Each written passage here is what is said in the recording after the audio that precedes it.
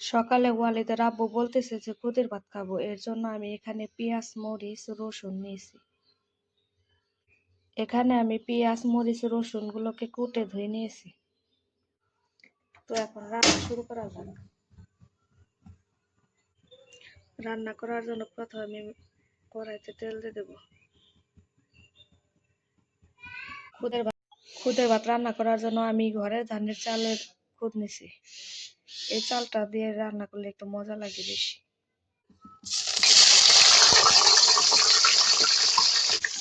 এখানে আমি পেঁয়াজগুলোকে দিয়ে তেলের ভিতরে দিয়ে নাড়া দিয়ে নেব। এখানে আমি পরিমাণ মতো লবণ দিই।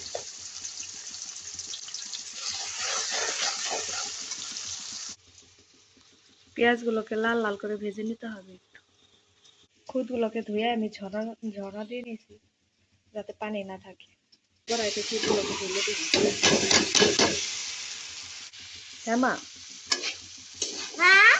কি খুদগুলোকে আমি একটু নাড়াচাড়া দিয়ে নিয়ে ভাজা ভাজা করে ভেজে নিই।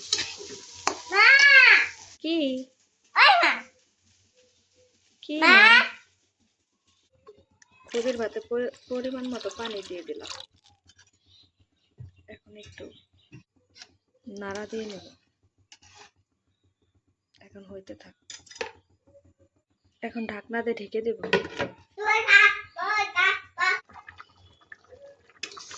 এবার একটু নাড়া দিয়ে দেব যাতে নিচে লেগে না যায়।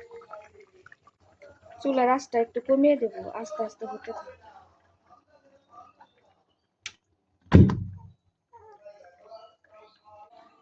আমার মেয়েও আমার সাথে কাজ করতেছে। খুদের ভাত আমার রান্না শেষ, এখন আমি ভর্তার জন্য করব। বাবা তুমি কি খাইতেছো? এগুলো জিয়াপা? কি জিপা? জিলাপি বলো। ওকে, এই জন্য আমি পেঁয়াজ মরিচ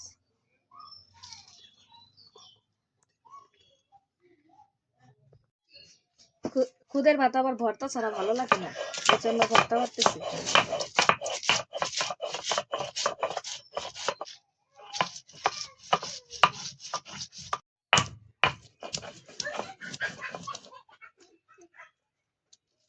নতুন পেঁয়াজ গুলো সস পাতা দিয়ে দিলাম।